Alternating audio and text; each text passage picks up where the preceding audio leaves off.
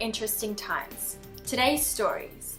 Media freedom in Australia constrained according to the Global Conference for Media Freedom. Extreme drought and bushfires damaged several areas in Australia.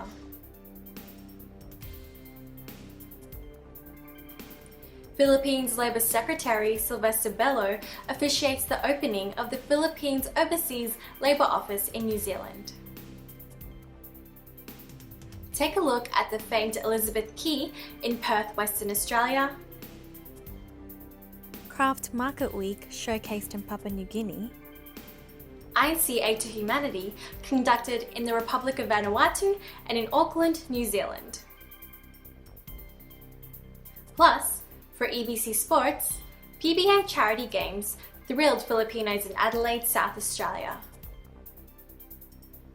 And let's get to know the young and promising Filipino kickboxer River Daz. This is Eagle News International Oceania Edition, broadcasting from Gold Coast, Queensland, Australia, bringing you stories from around the Australia-Oceania region. I am Celine Ryan-Andrews. To discuss the pressing problem of media constraints around the world, the inaugural Global Conference on Media Freedom was held in London, United Kingdom, citing Australia as seen to be at the forefront of media restrictions in the Western world. Eagle News reporter Ian Lanetta has the story. Australia has been seen to be at the forefront of media restrictions in the Western world. Emma Clooney led the conference as she had been appointed as UK's first special envoy on media freedom. The conference covered challenges journalists face throughout the world as a result of government intervention.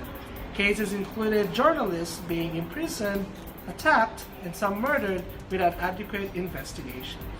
Australia becomes under fire for this global issue after Home Affairs Minister Peter Dutton supports police action against 3 high-profile journalists from ABC and News Corporation journalists Dan Oakes, Sam Clark, and Anika Smithers published documents that were top secret to the Australian government, such a misconduct by Australian troops.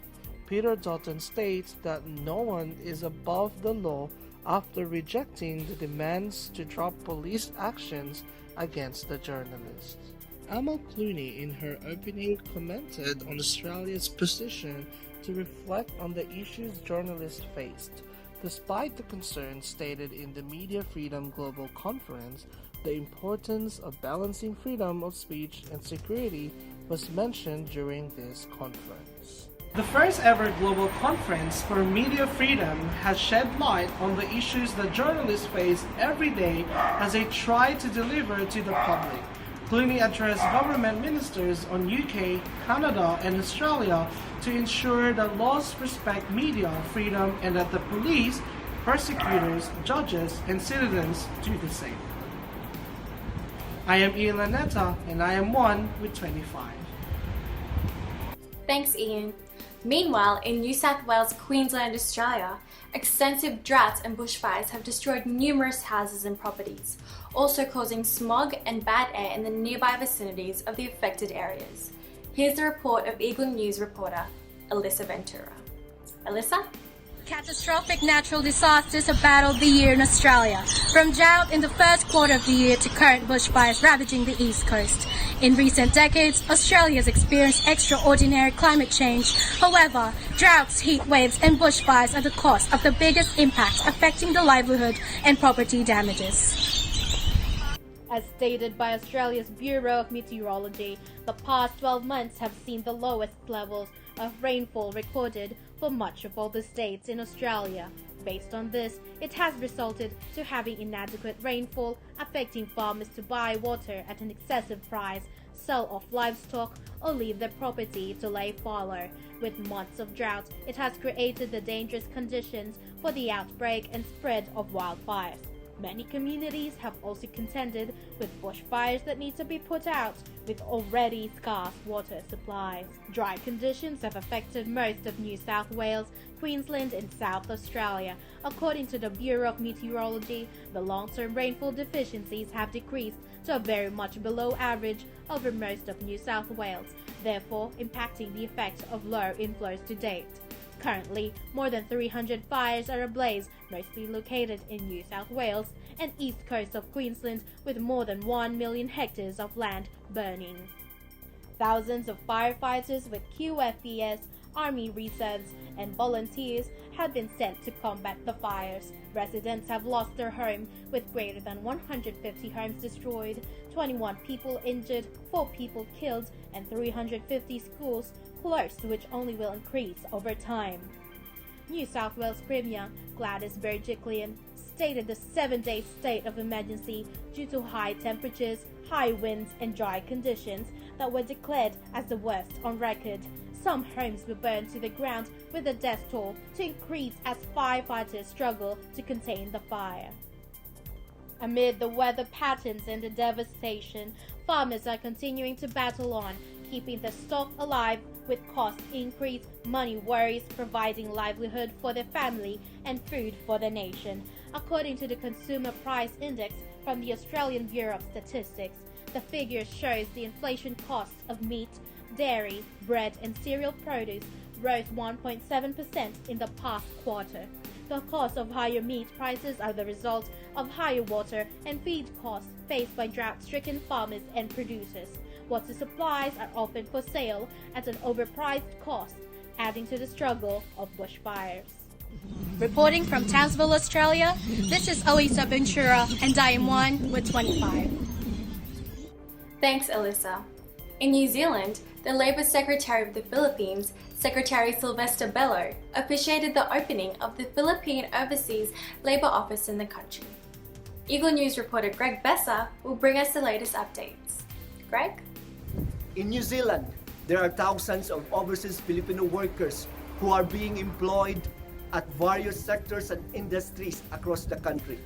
Upon recognition of the crucial role of Polo in addressing the issues and concerns affecting the Filipino migrant workers, the Philippine Embassy in New Zealand, along with the Filipino community leaders and the workers themselves, had been longing for to be having a Polo in this country. No other than the Philippine Secretary of Labor and Employment, Honorable Sylvester Bello III, graced the launching of Polo New Zealand on 17th November of this year, which was held at the Philippine Embassy in Wellington.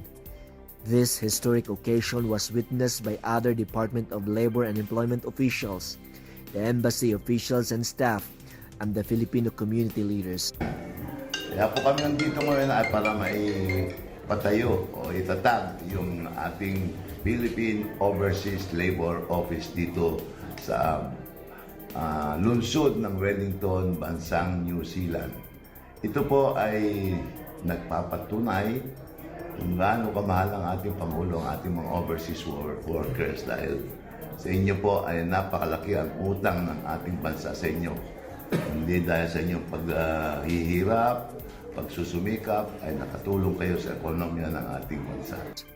On his speech, Secretary Bello emphasized that the establishment of Polo in New Zealand is a gift from the Philippine President Rodrigo Duterte to the Filipino migrant workers in the country, whom he has valued and loved so much, just like the other overseas Filipino workers across the globe, due to their significant contribution to the Philippine economy. He also expressed his gratitude to the Philippine Embassy in New Zealand, particularly to Ambassador Jesus Domingo, for all the assistance extended in making the establishment of Polo a reality. The Administrator of Philippine Overseas Employment Administration, Honorable Bernard Olalia, who was also present during the launching, expressed his confidence that the well-being of the Filipino migrant workers in New Zealand would now be best served under the Polo supervision. Marami po tayong mga kababayang naririto at dahil po rito, bibigyan po natin ng tuon lahat po ng mga pangangailangan at lahat po ng kanilang mga problema patungo po at about the overseas employment. On the other hand, Philippine Ambassador Jesus Domingo was pleased with the start of Polo in New Zealand as he warmly welcomed Labor Attaché Angel Borja Jr., who in return encouraged the migrant workers to avail of the services that Polo could offer to them. We're very proud to announce the launching of the Philippine Overseas Labor Office for New Zealand and Pacific, to be headed by Labor Attaché Angel Borja.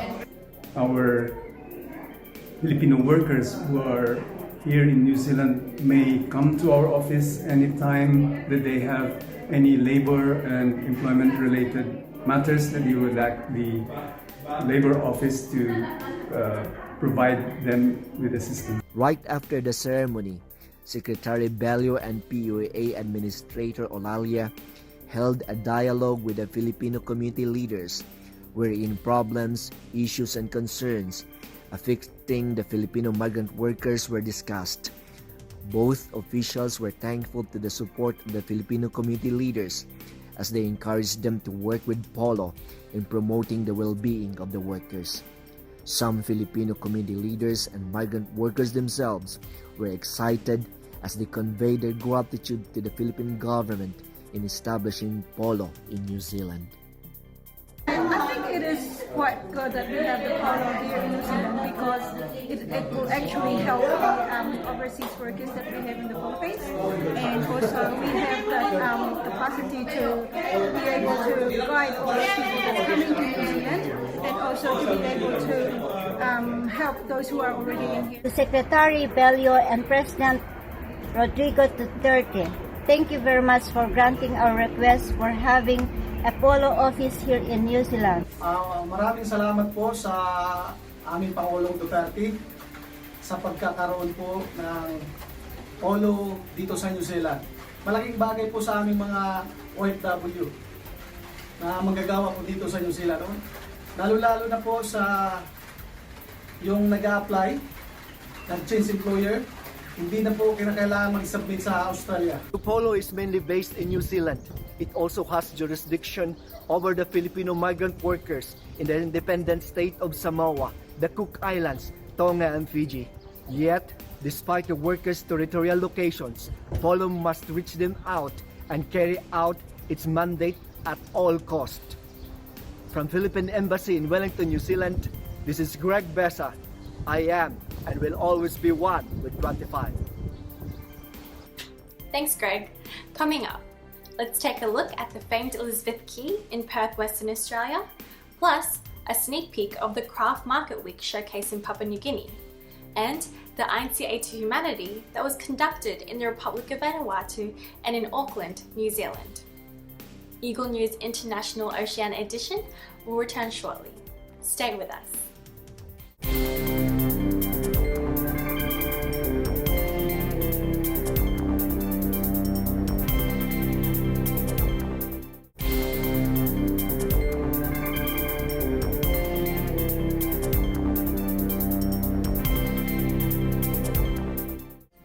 Welcome back. You're watching Eagle News International Oceania Edition. I'm Celine Ryan Andrews. Eagle News reporter Charmy Guerrero will take us on a tour of the famed Elizabeth Quay in Perth, Western Australia. Take a look. Elizabeth Quay is the place to be, see and do in Perth. This lemon waterfront entertainment and leisure precinct offers something for everyone. Elizabeth Quay is transforming the foreshore into a free playground for all ages to enjoy the city's active lifestyle, abundant sunshine, amazing views, alfresco dining, outdoor markets, and lively festival scene. Elizabeth Quay is an exciting new waterfront precinct on the banks of the Swan River, the place to see and be seen in Perth. Here you'll find the island playground, the BHP Billiton Water Park, public artwork, promenades, open spaces, and a range of bars and restaurants. Other activities to be enjoyed in the area include segways, Little Ferry Cove, gondola on the Swan, or just take a leisurely stroll alongside the river or stop for a selfie on the bridge. There's also 24 short-term public boat moorings available. Entertainment takes place on a regular basis at points around Elizabeth Quay. It's also easily accessible by public transport, a short walk from the Elizabeth Quay train and bus port. A range of scenic river cruises sail tourists and locals from Barrack Street Jetty to the Swan Valley, Fremantle, and Rottnest Island. Elizabeth Quay is a vibrant destination with activities for people of all ages at all times, with plenty to see and do, operating all year round. If you happen to visit Perth, make sure to visit Elizabeth Quay, must see in your traverse list. Reporting from Perth, Western Australia, this is Charmy Kara and I'm 1 with 25. Thanks, Charmy. Meanwhile, let's take a sneak peek at the Craft Market Week showcased in Papua New Guinea. Eagle News reporter Echo Hortizella Kinola with the details. Echo? Hello fellow men, please join me in rummaging the downtown area of Port Moresby, Papua New Guinea to see how the people of this country are artistically inclined. This shirt is one of their artworks. My father is an artist, so I'm helping to paint. I used to help him to do his artwork. Then I learned from my dad. The craft market is very good, and then we used to sell our product, and a lot of customers come and buy our paintings, and we used to live on this artwork. I was 14 years old. I paint, so now I paint almost 16 years. I paint, yeah. In one painting, I paint almost 2 weeks. But now, because I used to paint every day in my life, so that's why I paint fast. Like to complete one painting, I used to paint like normally 2 days and 3 days. Please join me as I show you around. I'm sure you will enjoy. Craft Market. The people of Papua New Guinea are art enthusiasts. They are known for their distinctive art and handicrafts.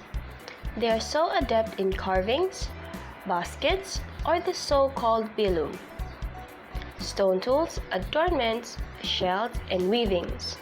Some of these materials are worn during their performance of their traditional dance, where they show a carnival atmosphere. These market vendors are happy with the practice of moving to different venues every Saturday.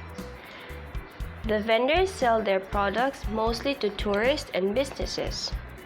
According to them, this is their special and easier way to promote PNG handmade products, and they are also proud that these artifacts has a very unique design of home establishments and office display. Morning. Your name, please? Mikey Umba. Mikey Umba. Mikey Umba. You're from Port Moresby? I am from Simbu. Came here back in 2019, 1995. So these are your artworks? Yeah, these are my artwork. I think it has a meaning. Oh yeah, all the paintings has the meaning behind them. Whoever wants the painting, then we can tell the meaning of the story of the painting itself. Oh, I've been painting for about more than 10 years now, 10 to 15 years. I started back painting in 1997 to date. I heard there's very beautiful things from all over Papua New Guinea here, made by people, reflecting different cultures. It's lovely. I've just arrived and there's so much to see. Oh, there's some really unique work from different parts. The masks from the Sepik River are very traditional, I think, and then carvings, and then beautiful artists, paintings, some modern, some traditional, and then special bags called bilums. Yeah, really amazing amount of work that goes into them. Very traditional style of carrying things. Yeah, I recommend it very much. You must come and visit. This is our culture. We have been painting our face, traditional painting. Our culture, our ancestors has been painting with clay and all this. But now we can use acrylic paint and oil base and all this. Modern now, sir. Reporting from Port Moresby, Papua New Guinea, this is Echo Hortaleza Quinola and I am 1 with 25.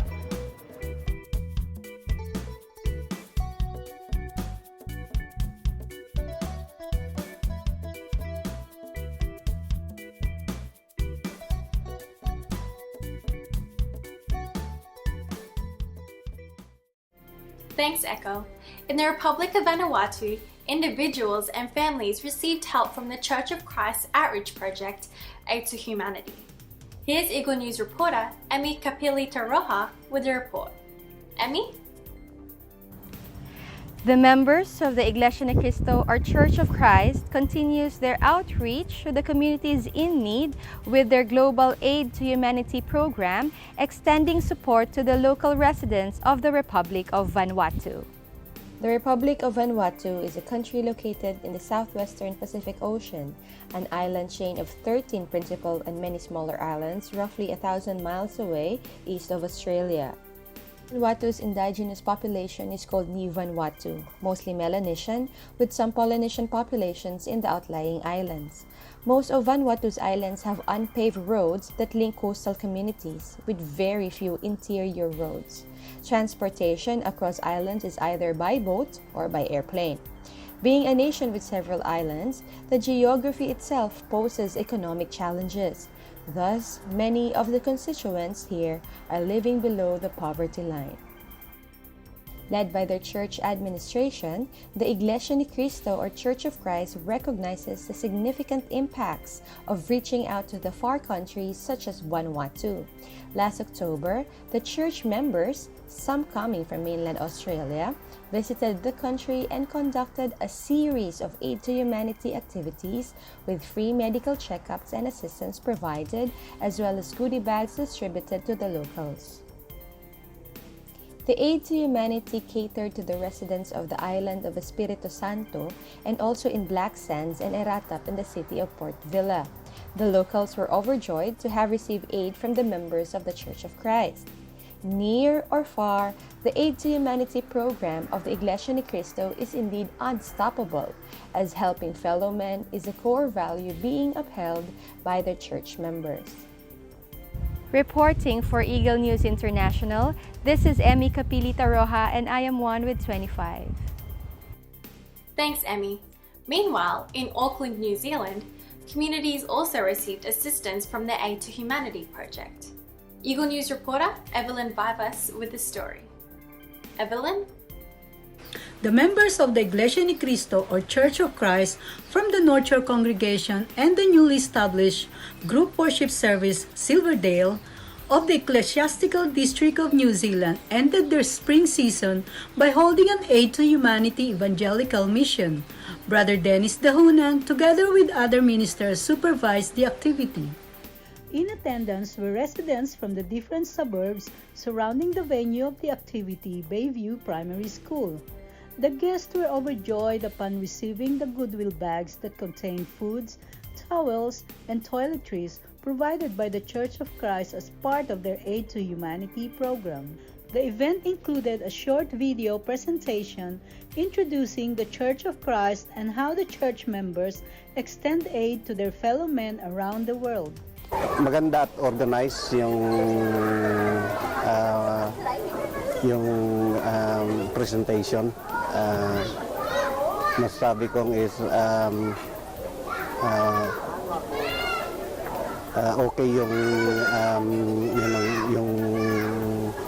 pamamahayag ng mga miyembro, tsaka well supported na rin po yung mga kasama niyo po. Yung messages is medyo intact siya. Kumbaga is nasa may katuturan.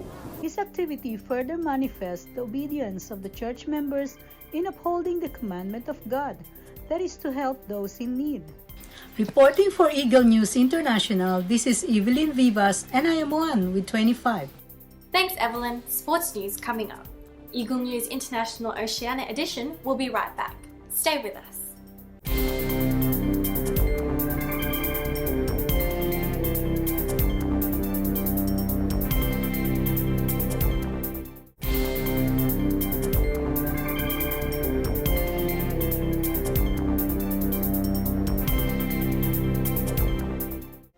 Welcome back. This is Eagle News International Oceania edition, broadcasting from Gold Coast, Queensland, Australia. I'm Celine Ryan Andrews.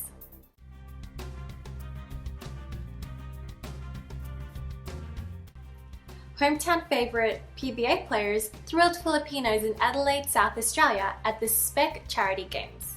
Let's hear from Eagle News reporter Sage Ardona. Sage? The Filipino community in Adelaide, South Australia gathered together for a charity sports event held last 10th of November 2019. The sports event was a basketball competition between the PBA legends played by some of the all-star players of Philippine Basketball Association like Jojo Lastimosa, Nelson Asaytono, and Alan Kaidik to name a few. They were challenged by the South Australian all-star Filipino basketball team, Gabito Lawyers. The event was held at St. Clair Recreation Center and it is to raise funds to help those retired former PBA players who are in need. The event was a success as Filipinos enjoyed watching their idols, the PBA legends, up close and personal. Basketball has been one of the favorite sports in the Philippines, and the Philippine Basketball Association has a massive following in our home country. It was a day of family bonding and fun, seeing around 100 Filipinos gathered in the court stands, cheering their hearts out for their all-time favorite PBA players. Reporting for Eagle News International, this is Sage Ardona and I am one with 25. Thanks, Sage. Meanwhile, let's get to know the young and promising Filipino kickboxer based in Melbourne, River Daz. Eagle News reporter Patricia Madronio shares this exclusive interview. Patricia? With an undefeated record, the current Muay Thai lightweight title holder, kickboxer River Daz caught up with EBC Sports International to talk about his career and his Filipino roots.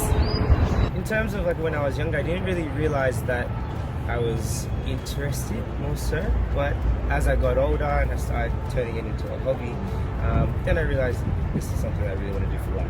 I started training when I was 17. I was just coming out of school. I was looking for a new interest, a new hobby, and my friends told me about it. Like, hey, you should try Muay Thai, kickboxing, and I thought, okay, I'll give it a shot. And then from there, it took me about 3 years to 4 years for me to actually want to compete. I did extremely well, but I had 8 amateur fights, and I did extremely well, but I wasn't sure that this was something that I wanted to do. It was just a hobby on the side. And then my first fight happened. I was just still thinking, could I do this? Could I not? It's always just been a hobby of mine for sure. As I've gotten older, there's a lot and more fights and more experience with my career. There's a lot more discipline, a lot more dedication that's involved. There's a lot more sacrifice. I do miss out on a lot of get-togethers with my family and my friends, But in terms of this is my dream, this is what I love to do. So with all of that, the hard work and the dedication, this is what I love to do, and I'm really enjoying that. It's fun. I really enjoy that I'm doing this. In terms of my training, and especially for camps, I take about 8 to 12 weeks for preparation, and it's usually about 4 hours a day, Monday to Saturday. Wow. Yeah. So, and that's not just including just training overall. That may be including my stretching or even just mental work as well. But on top of all of that, then I have to make sure I look after my health and also my diet, to myself as healthy as possible. My parents definitely, they took the opportunity to come over here quite a while ago, roughly 30, 40 years ago from the Philippines, and I'm very fortunate to be a Filipino in Australia. Aside from just being able to live my dream as being a kickboxer, I have a great education, I have a better lifestyle, Australia, I am, grateful that I am in Australia. All the opportunities are endless for me. And for me, I've decided to go after my dreams, and I can't thank them enough, to be honest. But my heart's truly Filipino. The culture's still there. So in terms of my culture and also my heart, it's truly Filipino. But I'm just born Australian. I would have to say the Philippines are a very warrior race. We've always been fighting, but we are great in multiple combat sports. Number one being Manny Pacquiao. He's just a champion. He's our hero. I would say it inspires me to know that more and more people, not just Filipinos, but everyone in general, is starting to take up martial arts as another way of just health and fitness. It's really nice to see that I have other people come up to me, especially on my Instagram or on my socials, just tell me, hey, look, I know you're Filipino pride, and I find that because I am Filipino, I find that Filipinos are very patriotic. So it doesn't even have to be martial arts. It doesn't even have to be sport. Whenever we hear, or whenever, even for myself, whenever I hear someone else who's Filipino who's doing great in their field, you know, it's not just me, but the whole nation gets behind it. I have a little group of people when they watch me, you know, you can really tell it's like the feel is there, because it's just like this one little area that's just bright, loud, and really, really loud, and just the most passionate of the crowd. You can really, like, I can feel it when they're there. For everyone who wants to be a kickboxer, especially, I would have to say, first off, make sure that you enjoy it. Yeah, if it's your hobby and you want to do it once a week, then do that. That's fine. That's still success, right? But if you want to continue this to become a champion, then work hard, work your butt off, and make sure you love every day of it. With his recent win in Germany, River aims to improve his record to remain undefeated. This is Patricia Madronio, and I am one with 25.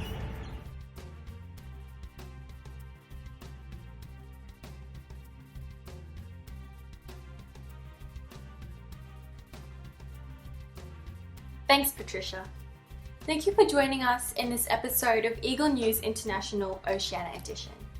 See you next time for stories from bureaus across the Australia-Oceania region. Visit our websites at eaglenews.net and eaglenewslive.com. Follow us on twitter.com/eaglenews and on facebook.com/eaglenews. Thank you for watching.